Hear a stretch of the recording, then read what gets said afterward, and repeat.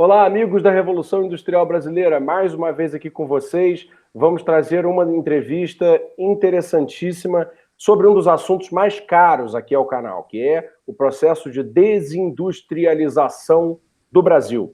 Que, como você sabe, você que acompanha o nosso canal já há bastante tempo, é um dos assuntos preferidos que a gente sempre trata, porque é um dos piores e mais problemáticos fatos que ocorreram na história recente do Brasil. A nossa participação industrial dentro da nossa economia reduzindo-se dramaticamente ao longo aí dos últimos 20 até 30 anos. Antes de passar a bola para o nosso entrevistado e apresentá-lo, aquele momento que vocês já sabem que eu peço a ajuda de vocês. O Projeto Revolução Industrial Brasileira é um projeto ainda completamente improvisado, né? Nós fazemos quando podemos e queremos melhorá-lo. Para isso, no primeiro comentário aqui embaixo desse vídeo, você vai poder saber como nos ajudar através de uma campanha de financiamento coletivo. Vai lá, vê o material que está lá colocado, que explica melhor o que nós pretendemos fazer e como nós queremos conseguir esses objetivos, e se puder, nos ajude a conseguir melhorar o projeto Revolução Industrial Brasileira. Obrigado por isso desde já. O nosso entrevistado de hoje é Antônio Carlos Diegues, professor do Instituto de Economia da Universidade de Campinas, pesquisador e coordenador do Núcleo de Economia Industrial e da Tecnologia desse Instituto de Economia da Unicamp. Muito bem, Antônio Carlos Diegues tem uma tremenda experiência no estudo da desindustrialização. Já introduzindo aqui nossa primeira pergunta, ele traz um conceito muito interessante no estudo que ele faz sobre a desindustrialização brasileira. Ele percebe um momento em que um fato um pouco atípico ocorre, um momento em que já existe a chamada regressão produtiva, ou seja, a perda de densidade produtiva da indústria, porém, uma coincidência durante esse mesmo período de aumento de lucros na indústria brasileira. O que pode explicar isso? Ele, pesquisando, tem uma teoria que ele vai compartilhar aqui com a gente, que é definida como doença brasileira. Ele vai explicar melhor em detalhes exatamente o que é isso, mas já antecipo aí que é uma analogia com a famosa doença holandesa, aquele termo que define o caso quando um país tem vantagem comparativa demais em algum recurso natural, acaba colocando todos os ovos num único cesto desse recurso natural e empobrece ao invés de enriquecer. Então, o Antônio Carlos tem o conceito de doença brasileira análogo ao de doença holandesa e vai, a partir de agora, explicar para a gente aí, em termos bem gerais, com bastante tempo e oxigênio aí para falar à vontade sobre o processo de desindustrialização recente do Brasil, por que ele aconteceu, como ele aconteceu e especificamente sobre essa contradição. Antônio Carlos Diegues, muito obrigado pela entrevista, a palavra é sua. Muito obrigado, Fausto. É um prazer estar participando aqui com vocês do canal, poder participar para a gente contribuir, debater um pouco sobre esse tema. Bom, a ideia da doença brasileira, na verdade, ela surge de algumas pesquisas minhas realizadas nesse tema especificamente há uns 10 anos, foi tentar analisar os motivos que levaram à desindustrialização brasileira. A gente está, no primeiro momento, debatendo com o conceito de doença holandesa, que parte da ideia de que uma valorização da moeda doméstica seja viabilizada por meio do superávit de commodities ou de um grande afluxo financeiro, no cenário de globalização, de integração dos mercados de capitais, levaria a uma apreciação da moeda doméstica e faria, isso em termos gerais, né, faria com que houvesse duas taxas de câmbio, entre aspas, no sentido de que a taxa de câmbio industrial não seria aquela de equilíbrio. Então, teríamos um comportamento dos preços relativos que fariam com que os investimentos se redirecionassem para setores não industriais. Isso faria com que a atratividade do setor industrial se reduzisse. Ao se reduzir essa atratividade do setor industrial, o investimento tenderia a cair no cenário de reação defensiva da indústria brasileira desde os anos 80, essa redução do investimento ocorreria com mais ênfase nos setores manufatureiros e estaria correlacionada a correlacionada aqui a palavra, né, não determinaria necessariamente, a uma redução da participação industrial no PIB. Ok. Ao examinar esse processo durante os anos 2000, né, o que que esse trabalho inicial meu sobre a doença brasileira vai apontar, a gente tenta examinar, a evolução do comportamento de um conjunto de indicadores associados à lucratividade e à acumulação na esfera industrial e tentar verificar se há uma relação, isso é muito claro, muito bom que seja enfatizado, entre 2000 e 2010, uma suposta deterioração da capacidade de acumulação industrial, olhando para a dimensão, principalmente dos lucros, e não da questão do financiamento ainda, e a desindustrialização. E aí, por isso, uma ideia até razoavelmente provocativa, análoga, no sentido de debater cientificamente com a ideia da doença holandesa, eu proponho nesse trabalho o conceito de doença brasileira, né? Qual que é a ideia? A doença brasileira vai mostrar que nesse período específico, entre 2000 e 2010, a indústria brasileira passa por um processo de coexistência de regressão estrutural, ou seja, desindustrialização, todos aqueles termos que a gente já debateu, já são bastante consolidados na literatura, uma regressão estrutural em direção a atividades menos nobres, menos complexas, menos dinâmicas, leia-se, especialização regressiva, mas em paralelo a isso, entre 2000 e 2010, a gente observa a coincidência de um aumento da acumulação do capital na esfera industrial. Isso olhando para o conjunto de indicadores lá, com base na pesquisa industrial anual da Pintec. Ou seja, ao contrário de alguns outros trabalhos, a gente faz um levantamento utilizando bases de dados oficiais censitárias. Então, a gente não pega uma amostra de empresas, que é muito relevante, é óbvio, mas que estão abertas no mercado financeiro, né, no mercado de capitais. A doença brasileira fala que a coexistência entre esses dois fenômenos é algo razoavelmente inédito na história industrial brasileira. Desindustrialização com especialização regressiva, em paralelo ao aumento da capacidade de acumulação. Ou seja, seria uma característica razoavelmente esquizofrênica da indústria brasileira, levando em consideração as relações entre indústria, acumulação e desenvolvimento que a gente pensa no nosso arcabouço mais amplo e estruturalista. Onde se sustenta esse fenômeno? Na minha interpretação, ele se sustenta num tripé, que é vigente até ali o final do governo Lula. Basicamente, a indústria brasileira passa por um período de crise muito grande desde os anos 80 e tem uma reação defensiva. Okay? Essa reação defensiva, num cenário de preços macroeconômicos muito negativos ao investimento, faz com que ela reorganize sua dinâmica concorrencial, produtiva e de acumulação, beneficiando-se desse tripé, das características desse tripé, que valem entre 2000 e 2010. Primeiro ponto, se reorganiza integrando as redes globais de valor.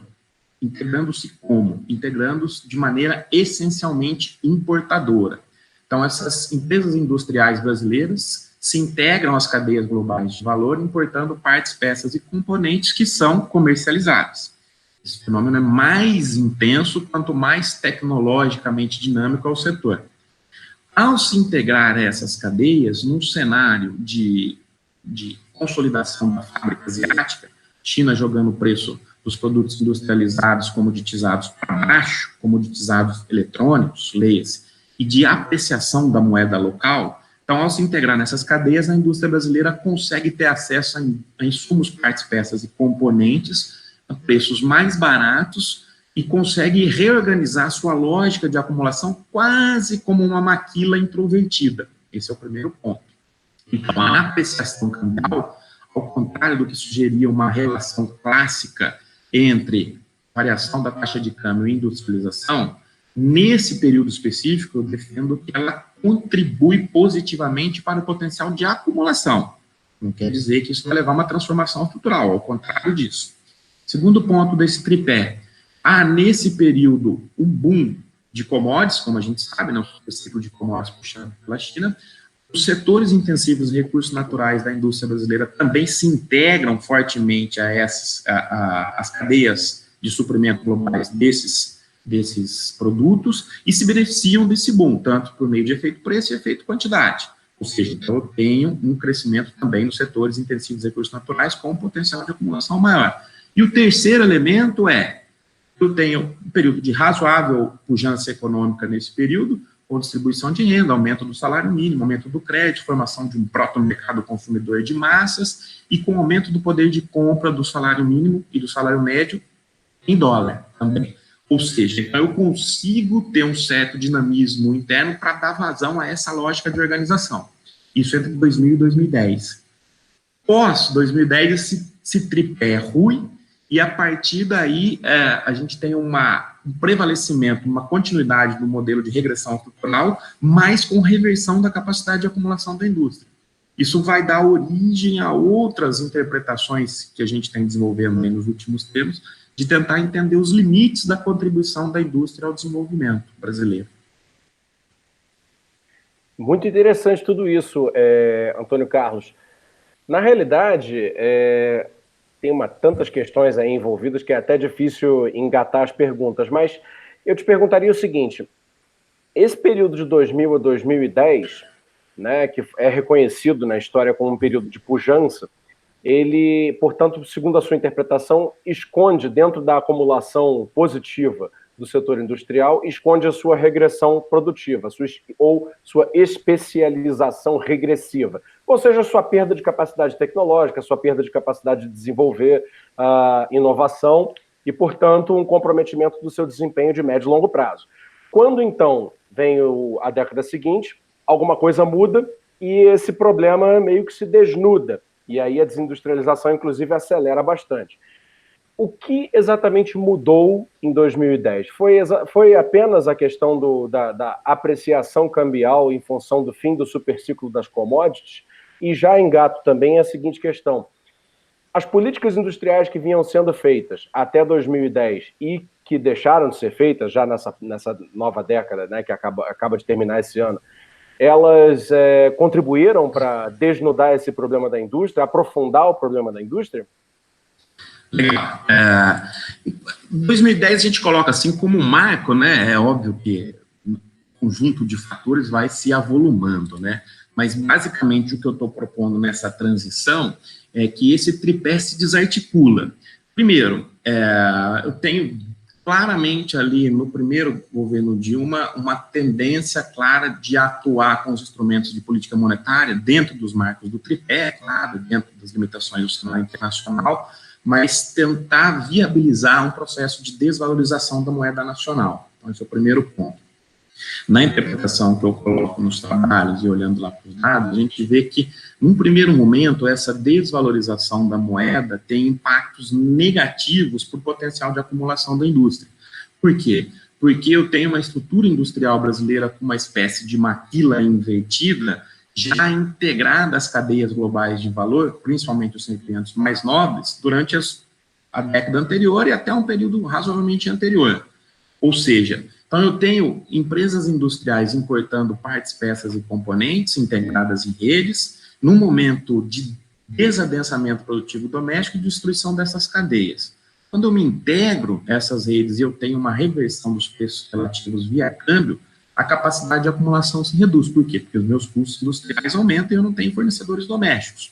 Segundo ponto, não desprezível também, muito mais difícil de ser mensurável, mas olhando principalmente para as grandes empresas, você observa um aumento substancial do endividamento denominado em dólar nesse período, 2000, 2010. Então, quando eu tenho a reversão a partir aí de 2010, claro que é um movimento que vai sendo colocado, mas isso é só o ponto de inflexão, né?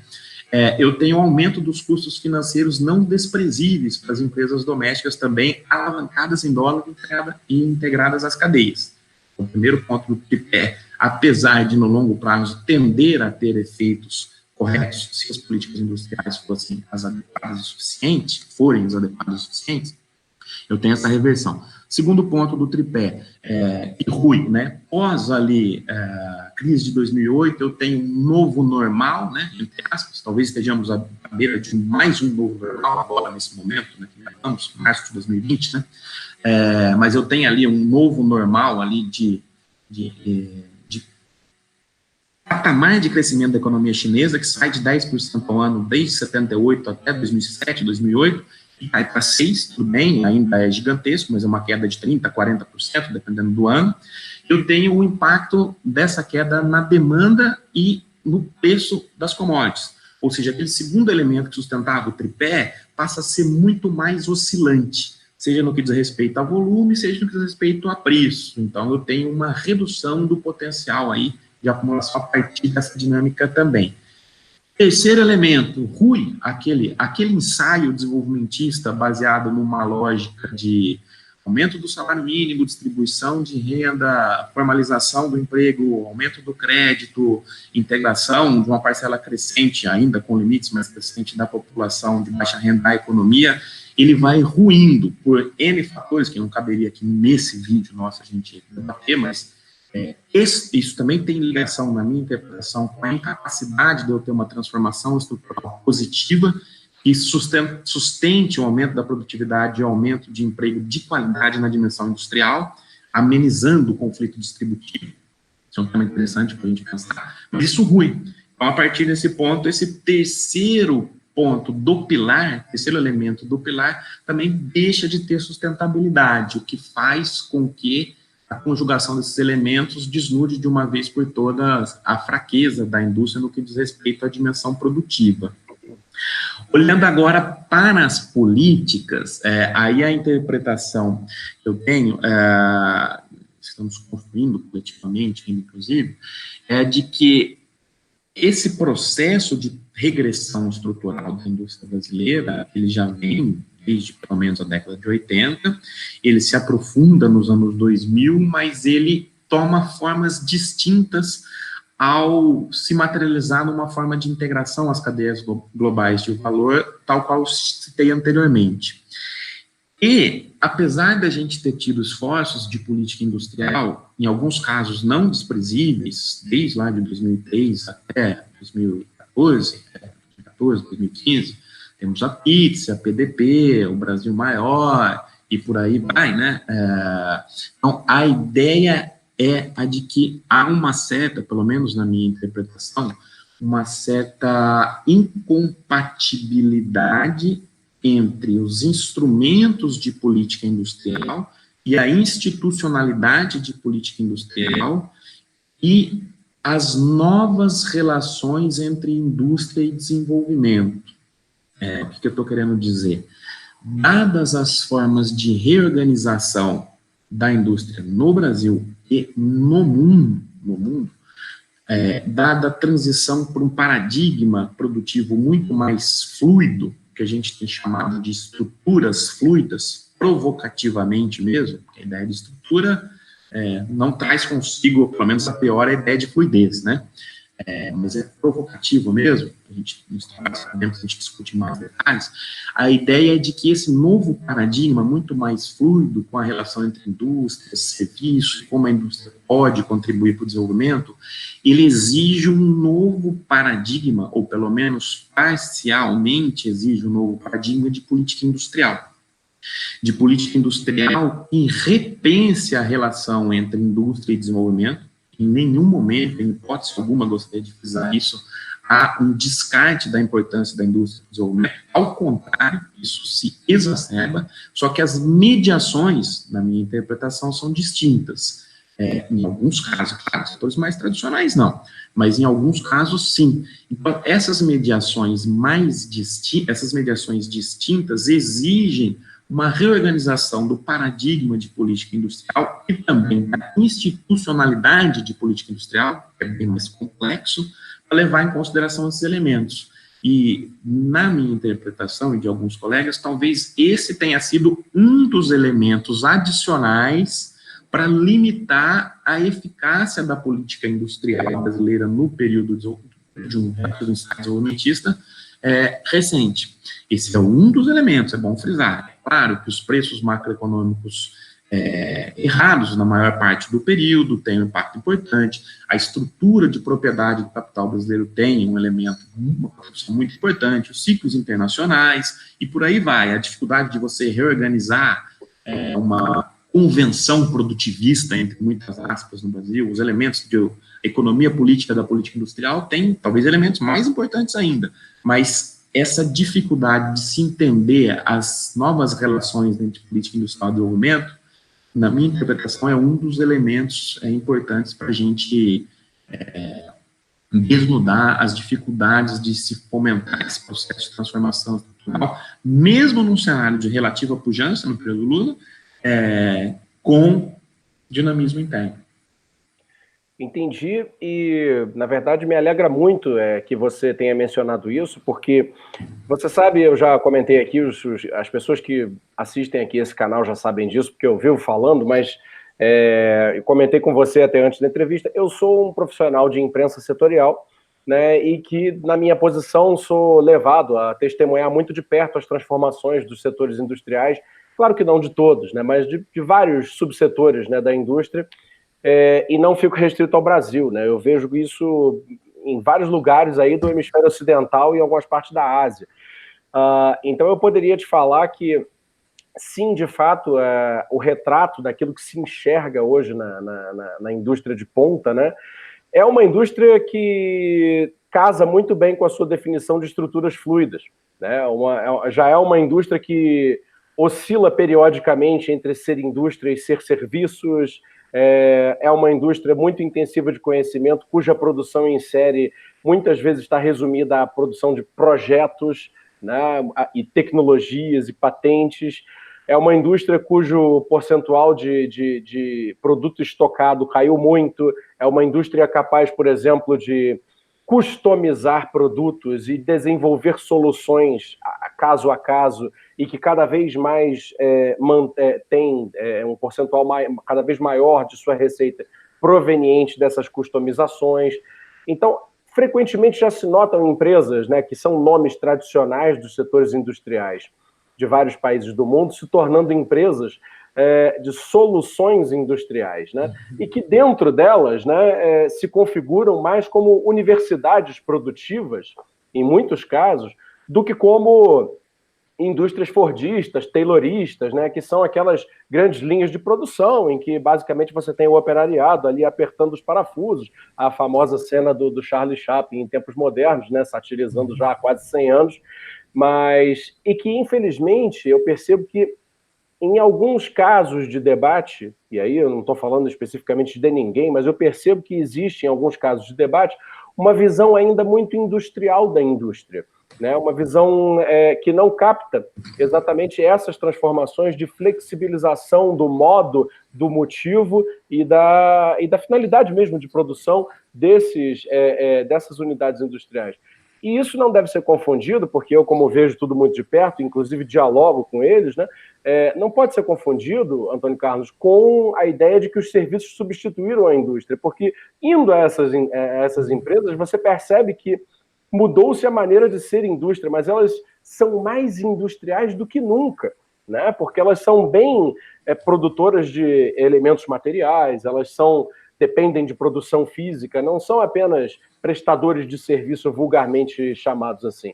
Diante desse diagnóstico que você tão bem ilustra teoricamente aí, com a ideia de estruturas fluidas, né, no setor industrial contemporâneo, e dessa minha percepção aí que eu trago como contribuição ao nosso debate, eu te pergunto, que tipo de política industrial deveríamos estar fazendo para reindustrializar o Brasil, tirá-lo dessa situação de regressão produtiva, especialização regressiva, como queira, né, e levarmos o Brasil a essa nova indústria, que muita gente também chama de 4.0, porque confunde com uma digitalização, mas está além da digitalização, né? É realmente uma nova configuração produtiva e de conhecimento e de engenharia que se coloca dentro dos paradigmas econômicos internacionalizados, né, de hoje em dia. Que tipo de política, diante de tudo isso, a gente deveria promover no Brasil para sairmos desse buraco em que o setor produtivo se meteu? Pergunta complicada, né? Mas a gente tem feito alguns esforços para tentar, pelo menos, atirar essa discussão. É o seguinte, né? Primeiro, partindo da percepção de que nós estamos num mundo de estruturas fluidas, que são cada vez mais oscilantes entre países, entre regiões, entre setores e entre atividades, acho que antes da gente pensar em qual política implementar em si ou desenhar, a gente tem que repensar, eu me sinto mais confortável em falar nesse sentido, a forma de articulação entre as políticas e a forma de concepção, né? A gente chegar ali nas políticas no final daqui a pouco. Algumas sugestões que, obviamente, são construídas, não são construídas academicamente nem no vácuo, né? São construídas a partir de uma lógica de economia política da política industrial. Mas a primeira percepção que a gente tem nos trabalhos que têm saído como texto de discussão de economia, você publicado numa seção especial da Revista Brasileira de Inovação, até convido os colegas e a audiência do site de vocês, né, a ter acesso depois, a gente está propondo a ideia de que as fronteiras entre indústria e serviços, tal qual tradicionalmente imaginadas, já não são as mesmas. Então, aquela noção estanque, em contraposição ao paradigma de estruturas fluidas, a gente chama um paradigma de estruturas estanques, que é aquele mais fadista, taylorista, mais tradicional, até os anos 80, 90. Então, essa relação muda. Então, a gente precisa pensar indústria no sentido mais amplo. Uma indústria no sentido mais amplo significa estruturas fluidas, significa, na nossa interpretação, fronteiras muito fluidas entre as atividades, significa cada vez mais uma interconexão entre serviço e atividade industrial. E aí a gente tem uma miríade de serviços, uma miríade de possibilidades de atuação, uma miríade de possibilidades de desenvolvimento, inclusive com muitas restrições. É nesse sentido que a gente vai propor um arcabouço ao redesenhar essa relação, ou pelo menos reinterpretar alguns elementos dessa relação entre indústria e desenvolvimento.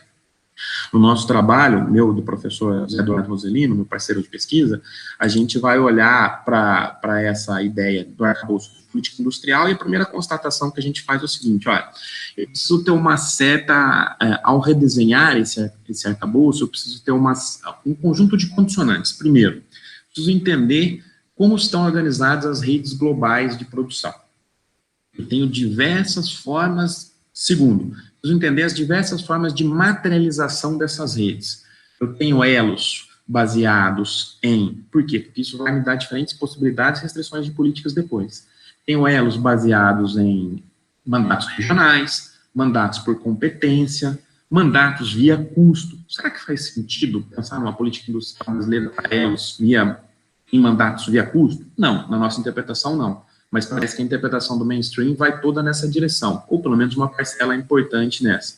Temos elos que são de suporte à internacionalização da estrutura produtiva, temos elos que a gente chama de coevolutivos e atomizados, que são aqueles elos muito mais digitalizados nas plataformas associadas à indústria 4.0, inclusive, e por aí vai. Então, feito esse diagnóstico, a gente entende as redes e a gente vai falar o seguinte: olha, o que dá para fazer de política industrial a partir desse arcabouço, que dá no sentido de ser eficiente? Então, partimos da definição que a política industrial precisa ser clara, voltando lá no Chang, voltando lá no Johnson, nos anos 80, precisa ser clara, precisa ser muito bem definida, precisa ser muito bem recortada, precisa ter metas claras, enforcement claro e proposição de saída gradativa. Óbvio que isso varia de setor para setor, atividade para atividade, ok. Nesse sentido, o que a gente vai sugerir nesse debate de indústria 4.0? Olha, eu preciso levar em consideração diferentes mediações, diferentes, inclusive, materializações dessa política industrial, que levem em consideração 3 elementos. A gente está chamando aqui o primeiro deles, para olhar qual é o nível de complexidade da atividade produtiva e tecnológica doméstica. Esse é o primeiro elemento para se olhar. Setor a setor, atividade a atividade. Estamos longe, estamos próximos da fronteira. Qual o nível de desenvolvimento dessa atividade, dessa complexidade produtiva e tecnológica? Segundo, vou combinar isso com a capacidade, a efetividade da execução das políticas. Como que eu vou olhar a minha efetividade? Olha, eu tenho uma estrutura muito dominada por empresas multinacionais, se eu tiver em determinados ramos, a efetividade é menor. Meu mercado é relevante, em termos mundiais, para esse segmento? Se ele for relevante, minha efetividade é maior. Meu instrumento de coordenação é adequado? Se ele for, a efetividade é maior. Ou eu preciso repensar esse instrumento? E por aí vai. Eu tenho importância do BNDES nesse setor, e por aí vai. Então, primeiro, nível de complexidade. Segundo, capacidade de efetividade. E terceiro, transversalidade. esse setor, essa atividade, estou falando setor para ficar mais claro, né? Mas hoje em dia pensar o que é setor tradicional é muito mais difícil. Essas atividades são transversais para a economia? Se sim, talvez sejam mais centrais. Se não, eu posso passar outros instrumentos.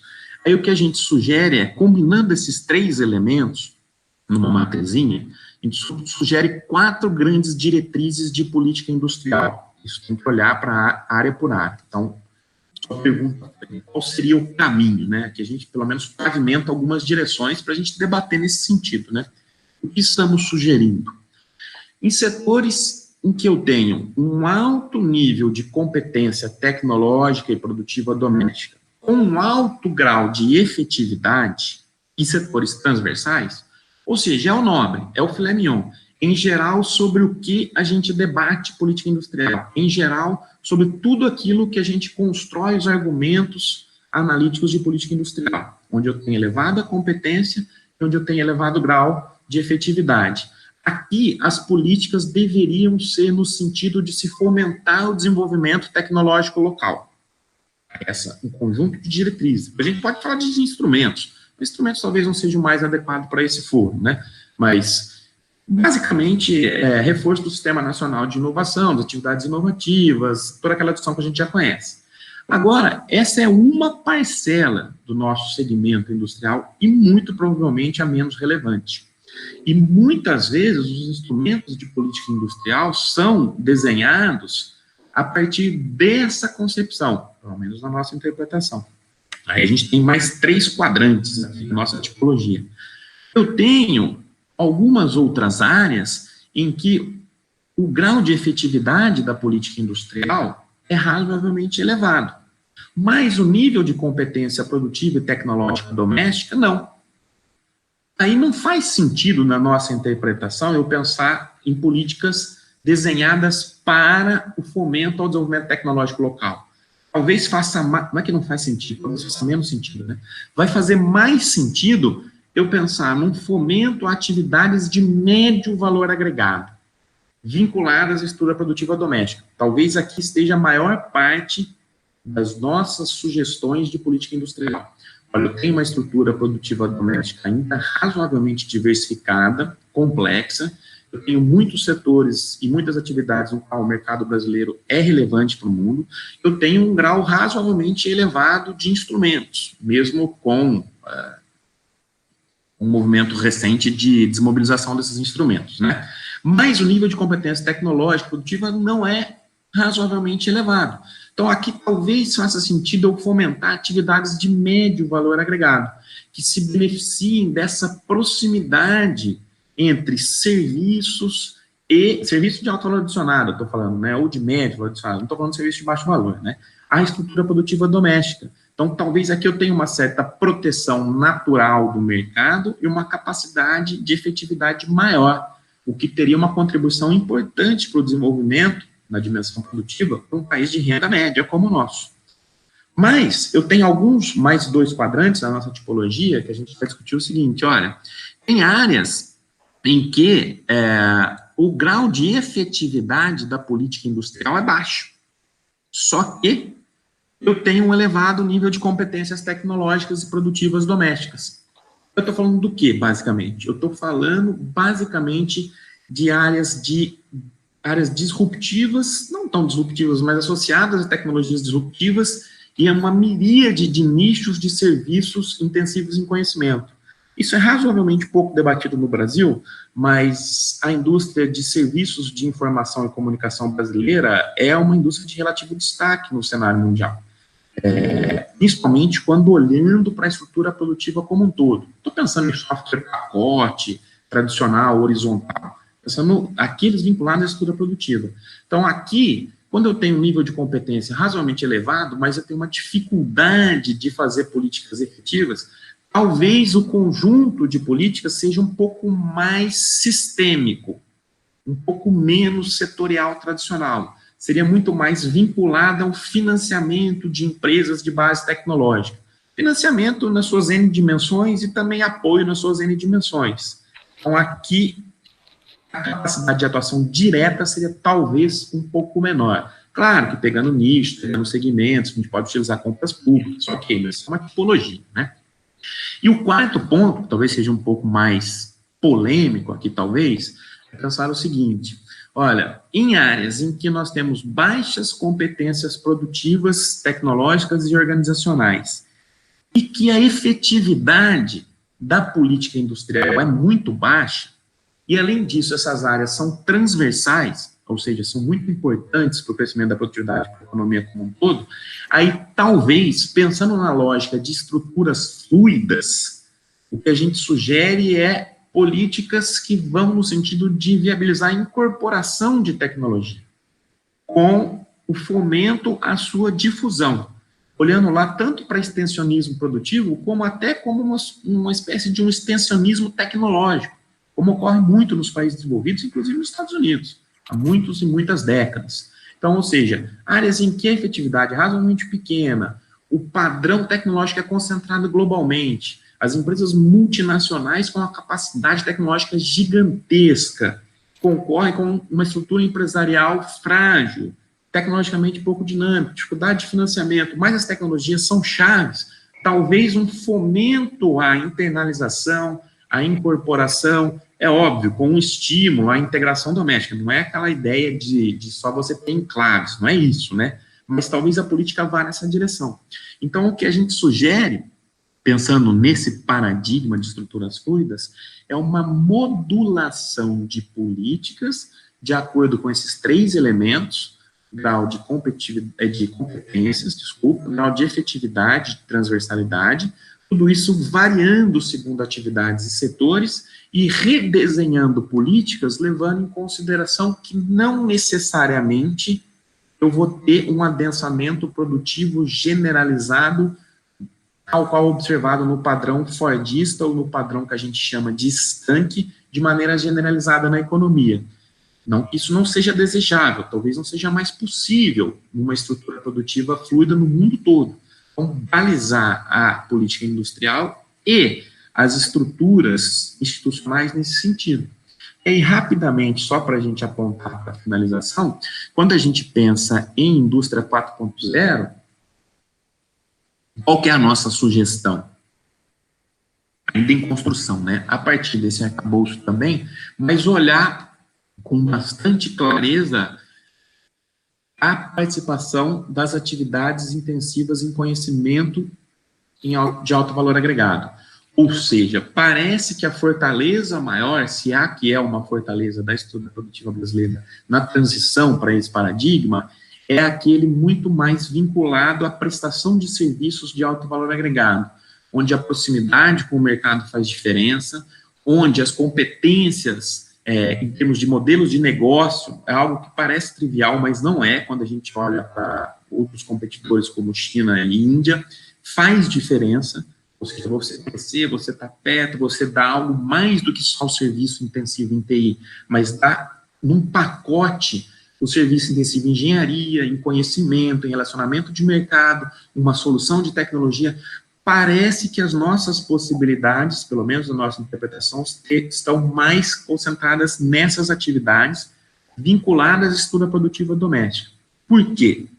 Porque a gente imagina que nesse movimento de indústria 4.0 há a coexistência de duas grandes forças. Uma primeira força que a gente chama de centrípeta, eu e o meu parceiro de pesquisa de novo, o Zé Eduardo Roselino, é uma força altamente concentradora de recursos, aquela lógica tradicional de concentração e centralização de capital, né, o paradigma do materialismo histórico, olhando para a centralização de recursos, tanto financeiro, quanto tecnológico, quanto cada vez mais em ativos intensivos em conhecimento. Ou seja, quando a gente está trabalhando em indústria 4.0 com tecnologias padronizadas, universais, com usos muito genéricos, muito concentradas no domínio de plataformas amplas, transversais e baseadas numa quantidade de processamento e de entendimento de dados gigantescas, aí eu tenho a concentração num conjunto muito pequeno de empresas globais, muito pequeno. Tenho 7, basicamente, grandes empresas americanas e chinesas nesse processo. aqui, na nossa interpretação, eu tenho muito pouca possibilidade de integração.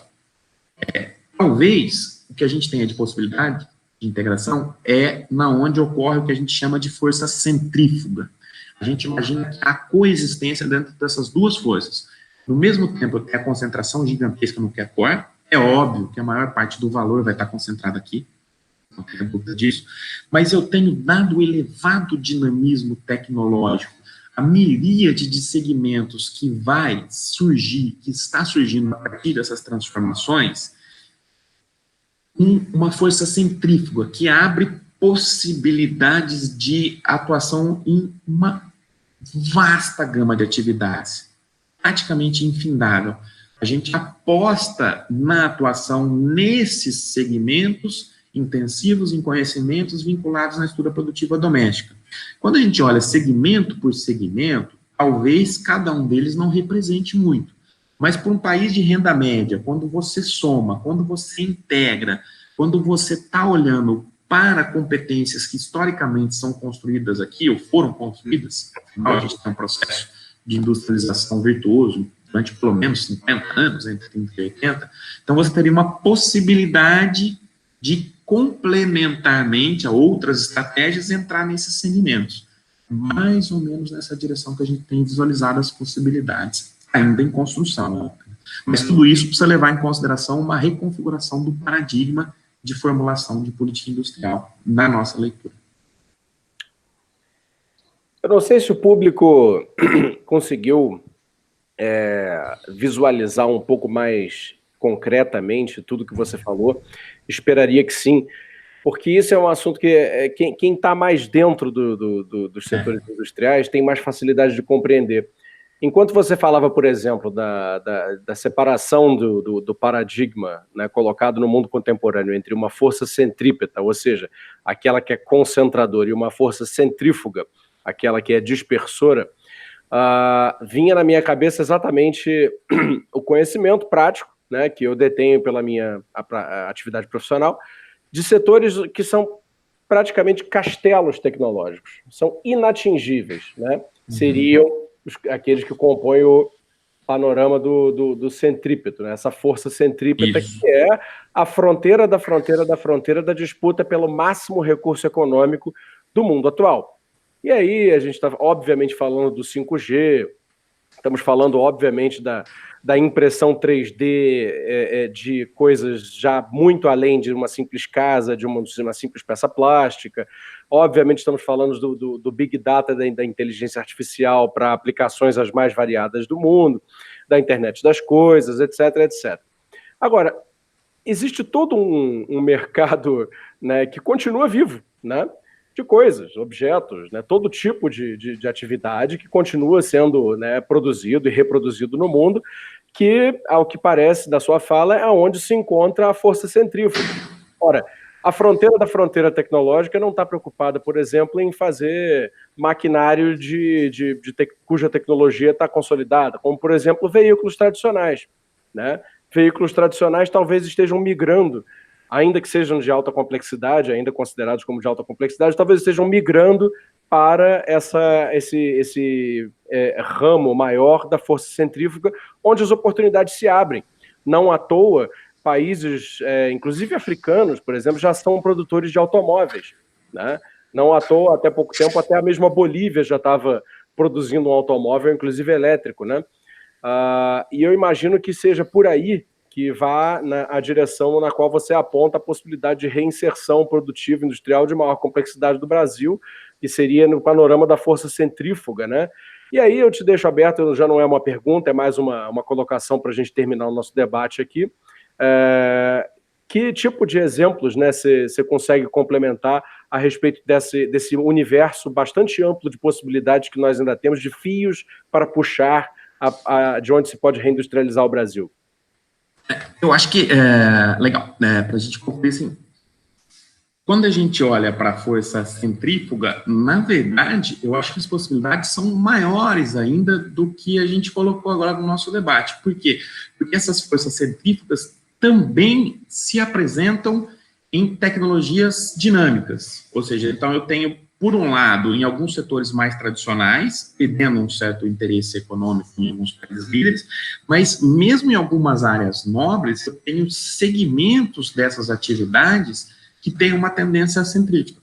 Para ilustrar, quando a gente está olhando para a tecnologia padronizada, todas essas que você falou, é muito difícil mesmo, para não dizer virtualmente impossível, mas eu tenho a possibilidade de empresas de base tecnológica que utilizam-se dessas tecnologias, ok, não são proprietárias, mas desenvolvem soluções, por exemplo, para o agronegócio.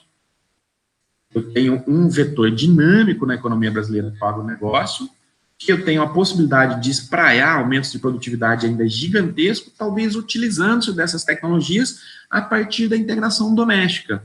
Eu tenho conhecimento do campo doméstico, o agrônomo que tenha conhecimento ali do mercado, eu tenho uma certa barreira à entrada às multinacionais, ali na ponta, então eu consigo integrar soluções, pacotes, estar próximo, aumentar a produtividade e gerar emprego e renda de maior valor agregado. Essa poderia, por exemplo, ser uma possibilidade.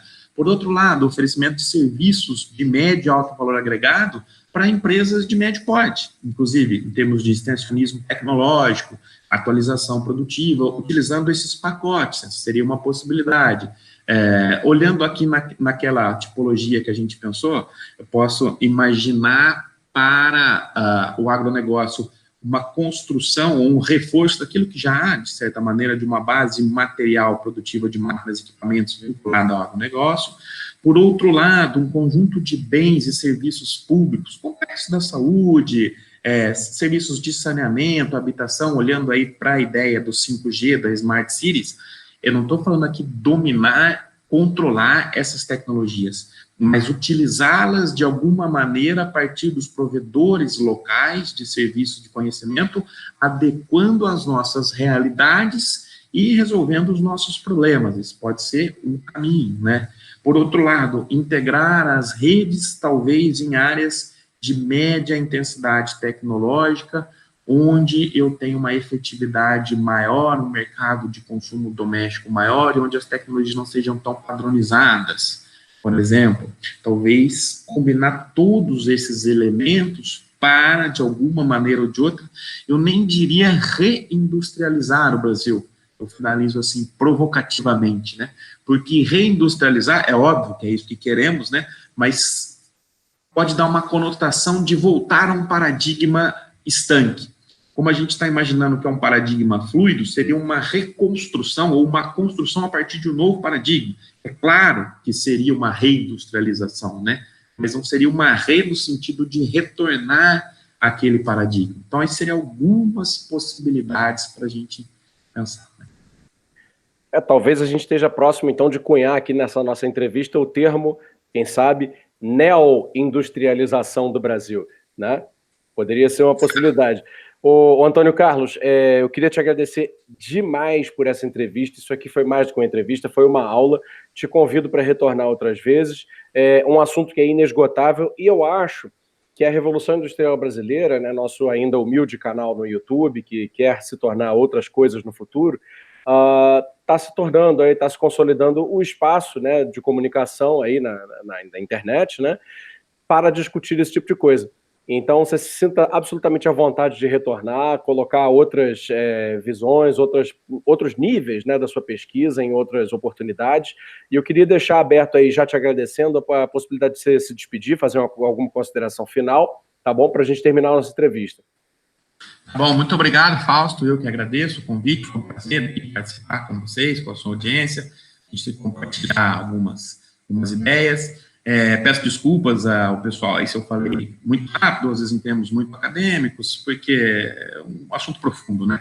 E também convido todo mundo, estou à disposição para outros encontros, é claro, e convido todos os colegas que tiverem interesse podem entrar em contato comigo via e-mail e tal, ou visitar a página do Instituto de Economia da Unicamp, na seção textos para discussão. Todas essas publicações estão lá, sistematizadinhas, depois elas foram publicadas em outros lugares também, mas ali fica mais fácil de encontrar esse debate. Um grande prazer, um grande abraço.